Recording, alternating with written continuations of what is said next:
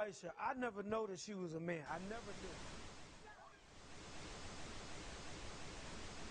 I believe that our education, like such as in South Africa and the Iraq, everywhere like such as.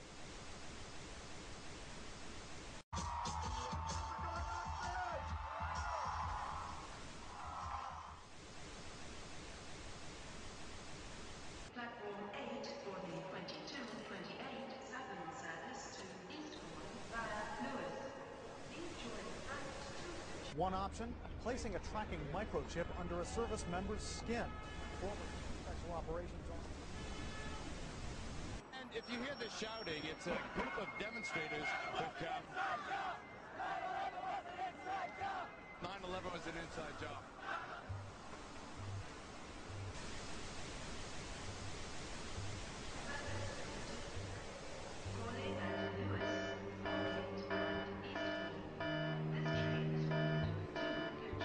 It's no longer a theory. What I'm about to say is fact.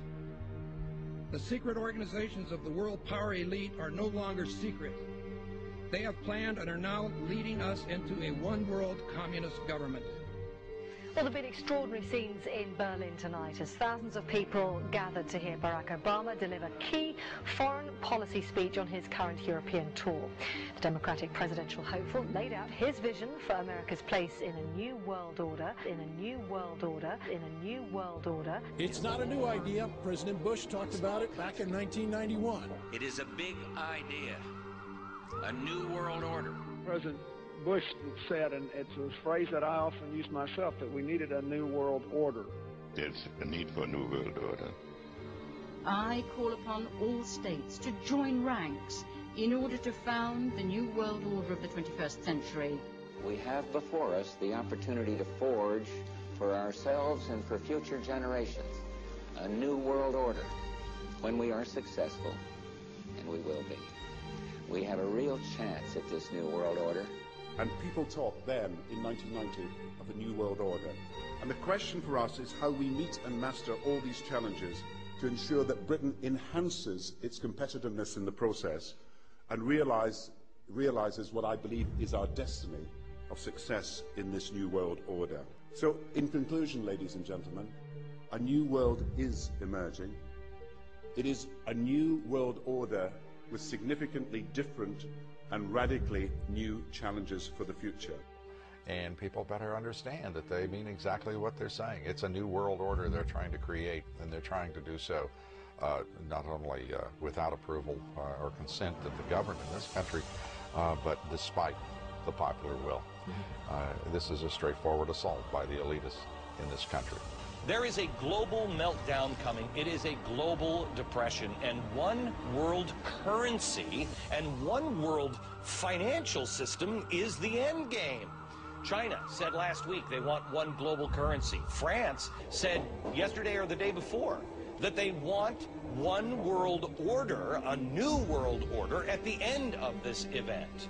Gordon Brown will today call on fellow world leaders to seize the opportunity created by the worldwide economic crisis to create a truly global society.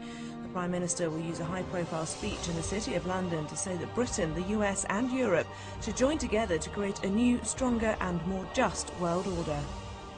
This engineered collapse is there as a massive problem for which you offer the solution, and the solutions are the infrastructure we've been predicting all this time, including the World Central Bank. The goal of this manipulation, and has been for a very long time, is to get the world's population to see as a good idea, or the only option in given circumstances that are manipulated into place, the creation of a one-world government, a world central bank which would administer all financial transactions on the planet, a world currency, and a microchipped population linked to a global computer.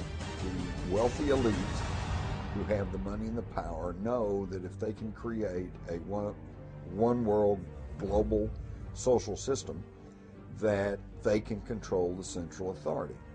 In other words, world control, world domination, one of the oldest desires in the history of the world. There's a very, very clear-cut and easily identifiable system in place that puts all of these elements from media control to government control to energy control together into one apparatus working together effectively towards its final goal, which is, global control. Because of the compartmentalized pyramids that they've constructed within all these institutions of government and finance and corporations, the vast majority of people who are daily making contributions to push the world in this towards this Orwellian global state have no idea that they're doing that because they don't know how their contributions fit in with everyone else's. Only the few at the top do. Most people don't have a clue that unelected private bankers actually control the governments of the world. There is this like cozy little myth that is perpetuated between politicians and the media. The media report the world as if presidents and prime ministers are the final arbiters and decision makers in the world, which means that the people above the level of presidents and prime ministers that really make the decisions, they're never looked at or exposed by the mainstream media because they're not accepted to exist. The central bankers of the world are working together to create a one-world government. A global police state as sinister as anything George Orwell ever wrote about, where every person on the planet Earth will have an RFID chip implanted. It is the first implantable microchip for humans that has multiple security, financial, and healthcare applications. More than 100 law enforcement officials in Mexico are having microchips implanted in their arms. The chips allow a person to be scanned, sort of like a cereal box at the supermarket. Just like the microchips implanted in the necks of dogs and cats, allowing lost pets to be identified, this glass capsule can do the same for humans. A chip in everybody would be the universal monetary system par excellence, because there'd be no escape from it, and you'd be totally under the control of those who issue the electronic impulses in that chip. The problem throughout human society is that the good men and women do nothing. They don't want power. They don't want control. They want to lead a leisurely life. They want to spend time with their family. They want to lead simple lives. But we are forced throughout society, throughout history, and throughout human time to stand up against bullies. And many times we stand up before it's too late. And we reverse the course of tyranny. But more often than not, we don't stand up in time, and horrible things have to happen first, so decadent societies learn why liberty and freedom is so precious.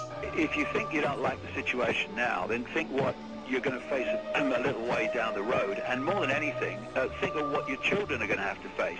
Because you think we live in a controlled society now, this is nothing compared with what they are going to have to live in. So in terms of parents who are listening to this information, I would say this.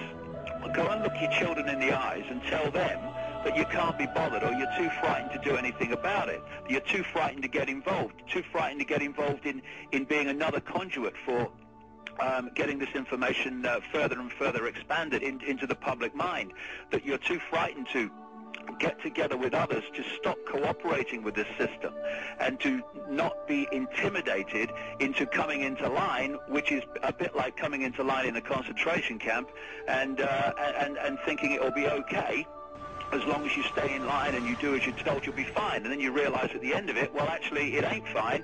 And if you'd have all rebelled earlier, then you wouldn't be in the situation you're facing now. The point of mathematics alone ought to let us see where the real power is here. There are billions of people, 6 billion, nearly getting on to 7 billion on this planet, who are being manipulated. There are, in full knowledge of what they're doing, a relative handful of those who are doing the manipulating to the end that we're talking about. They think they've beaten us. They think that they're going to have their way with us. And I'm here to tell them they're not going to have their way with us. We are going to defeat them. You guys aren't going to be able to get away with your New World Order, sir. Talk about Bill. You know what New World Order is. You will never get a New World Order. Never.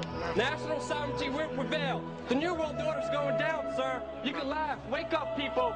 Wake up. Research the New World Order. This is important. Look it up. Investigate it.